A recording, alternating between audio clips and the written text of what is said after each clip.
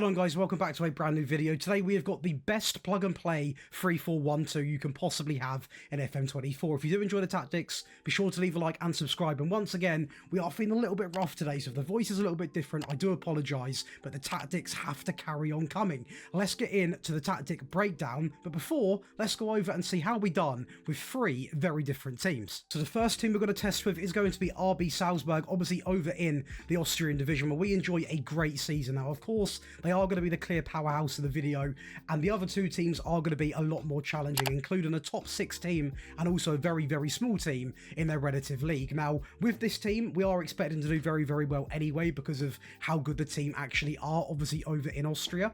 But this still impressed me quite a fair bit because we are playing a 3-back system, so to go out and actually win the Champions League amongst all the other big teams, yes, it was a very, very close game in the end, only a 1-0 win over Barcelona, but to get the job done regardless is a real big statement. The Austrian FA Cup, we are going to go and beat SK Rapid 4-0, so that also is again a bit of an easier final, but a trophy that we have to win regardless. And as for the league, we actually win 31 and only draw 1 game out of 32 against LASK. So I mean, as an overall perspective, we absolutely dominated every single competition we physically were playing in. Now, in terms of the team stats, it is going to be 126 goals, 587 shots, the fewest shots against, incredibly strong when it comes to possession. Now, I will say, as you're going to see with the other two teams, this isn't the most possession-based tactic you're ever going to see, despite it being based around a tiki-taka style, because it is also quite attacking. We've got 2 strikers, we do get a little bit direct when we need to do so, so you are going to have good levels of the ball. Defensively, you're going to be absolutely incredible, but this is looking very good because we are RB Salzburg. Realistically, you can expect to see around about 55% of the ball with a team sort of, middle table upwards,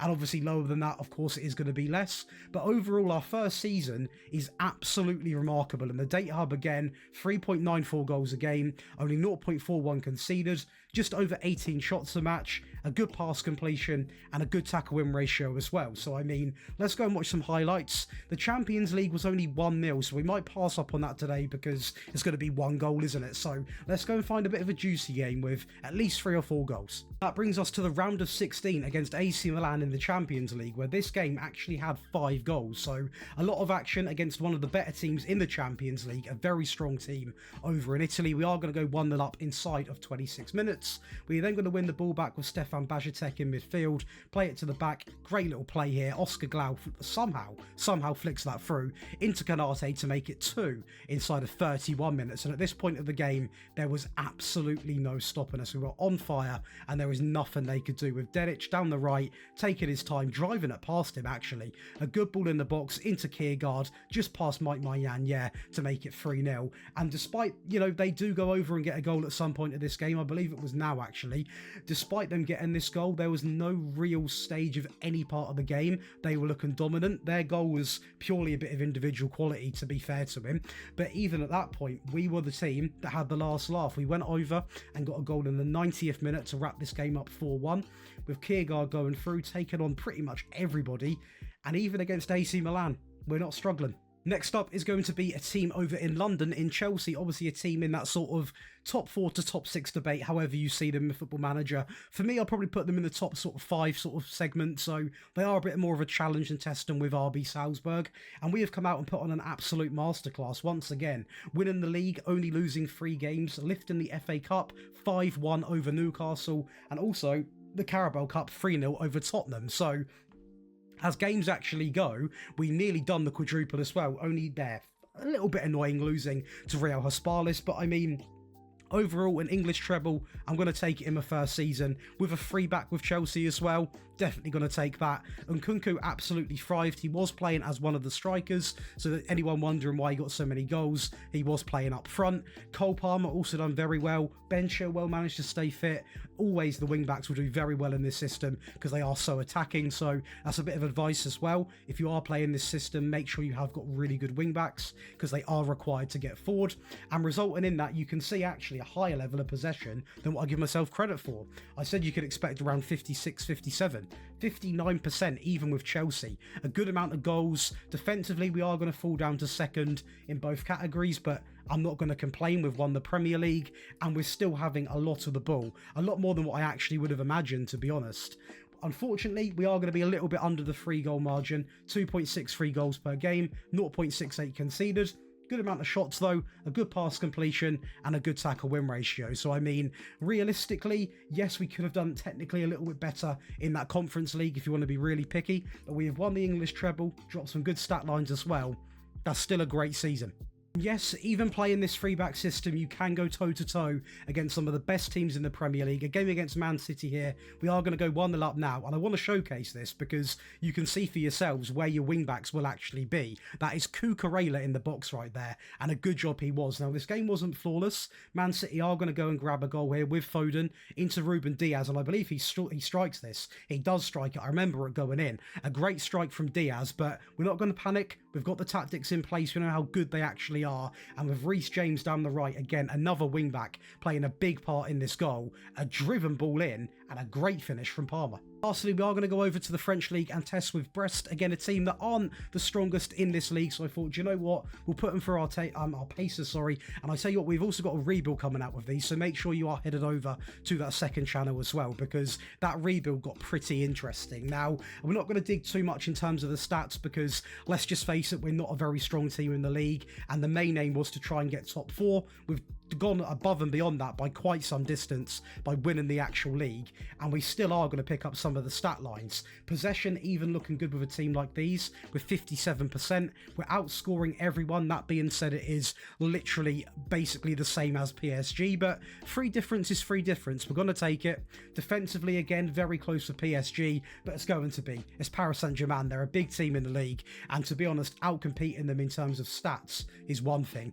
Winning the title over them, that's a real statement. 2.62 goals per game, a good amount of goals conceded, being hardly any, good amount of shots and a good pass completion. So despite not winning anything else, obviously we were never going to win the Champions League or really that French Cup. I think we're pushing our luck a little bit, beating PSG in the French League. So we're going to take it and move on. Let's go over and break down the tactic. So now it was your favourite part of the video. That is going to be the tactic breakdown. If you are enjoying, be sure to leave a like and subscribe. And once again, if you do enjoy rebuilds, make sure you come on over and check out Daily Josh, because we've got a rebuild coming out pretty much once every 2 to 3 days. And if you are a Patreon member, you also get all of the rebuild files. So you're probably missing out on tons of content that you didn't even know existed. So make sure you go on over and get involved. Now, to make this tactic, all you want to do is load in a tiki-taka. For the point of the video, I will be choosing create your own style. But for you, choose tiki-taka, and just to get this sort of foundation started, let's just simply click a 5-2-3 and we'll change it from there.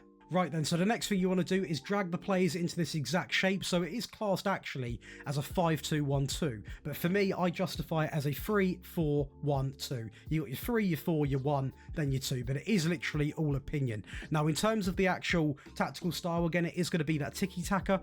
The balanced is not going to be balanced. It is going to be simply set to positive. Now, this is a plug-and-play tactic, so we're not going to get too overcomplicated when it comes with team instructions, because this essentially is for anyone to download this tactic, load it into whatever team they've got, and they should be good to go. So we are going to keep things quite restricted today, but also good enough to get the results we did get. So let's go over and break down the player roles.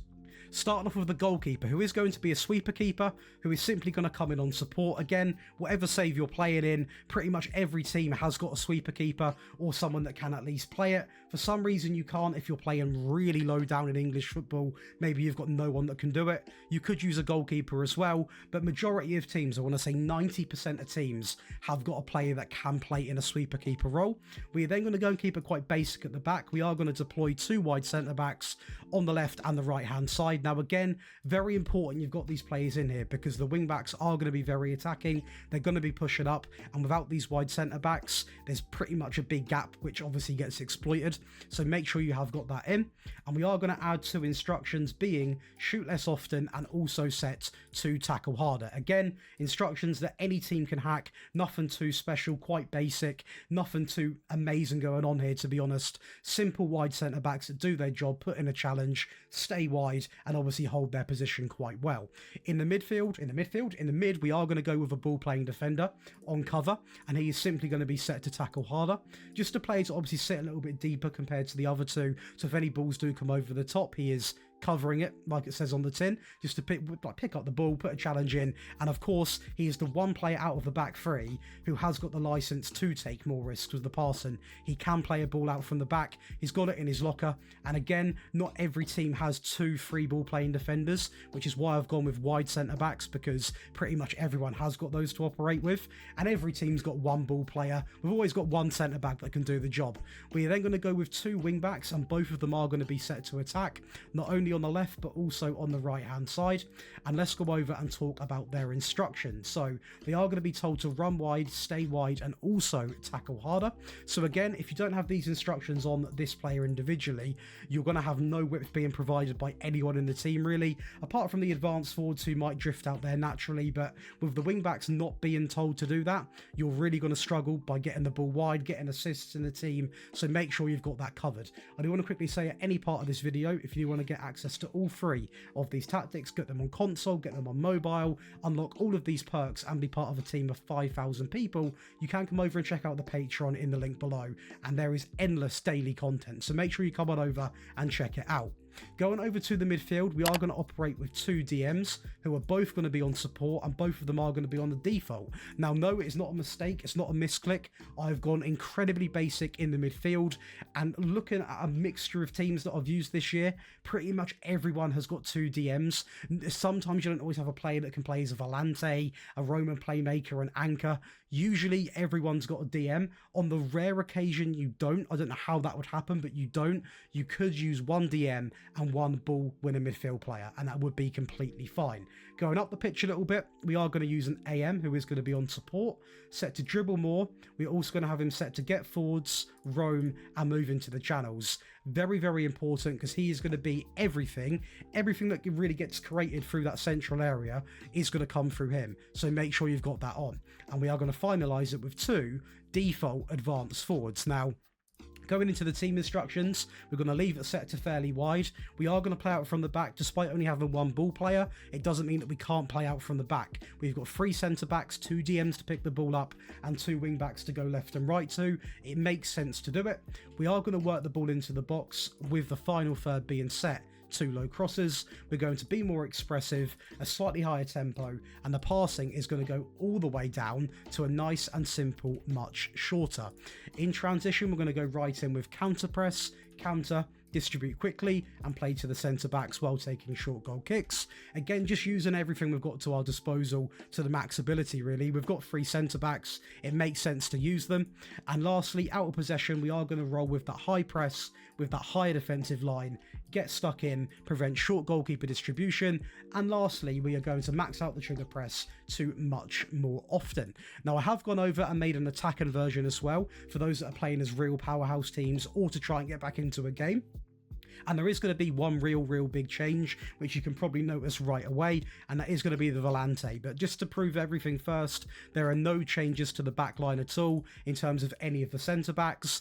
The wing backs also remain the same. The DM on the left remains the same. The volante, of course, doesn't remain the same. He is going to come in right away, and he is simply going to be set to attack. The AM gets pushed up to attack on dribble more, roam, and move into the channels, and both of the advanced forwards also do remain unchanged. Now, the other big addition to this is we have gone from positive all the way up to attacking. We're going to leave the attack and width to fairly wide.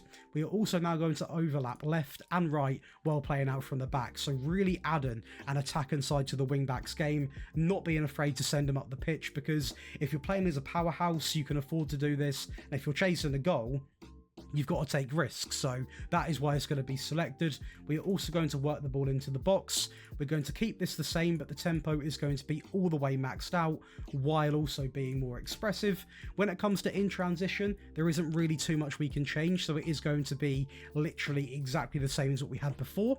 And lastly, out of possession, we're going to go right in with that much higher defensive line, get stuck in, prevent short goalkeeper distribution, and lastly, max out the trigger press to much more often. Now, I've also gone over to the effort and made you a defensive version. Again, this is why I say make sure you are going over to that Patreon, downloading all three. It saves you a ton of time copying, and I do use all three variants when testing because you get yourself in a different game situation every single game. So this is designed to seal out a game with, or if you're playing as a real small team, you can go into a game like this and get a feel for the game. Now, in terms of the backline, it does remain exactly the same in terms of the centre backs. Of course, two minor differences. Two DMs come in both on defend now. We're now going to have two wing backs, not on attack but on support, on run wide, stay wide, and also tackle harder. AM is still going to be in the team, but a little bit different. Pass it short, shoot less, roam and move into the channels. We're also going to introduce a deep line forward, purely just to link up the play, and the advanced sword does remain unchanged. Now, in terms of the mentality, positive, the style is still going to be tiki-taka, but we are going to go a little bit more direct. Nothing too crazy though. We still are going to play out from the back. We still are going to use the low crosses, but this time it's going to get very basic because we are going to introduce some time wasting. If you've got my set pieces, make sure you're playing for them, and we are going to leave this literally in the default. So this is going to be the most direct this tactic has ever been. We're now slightly shorter compared to obviously going all the way down here, which means that we are going to look for forward runs, and that deep line forward does help link up the play quite a fair bit.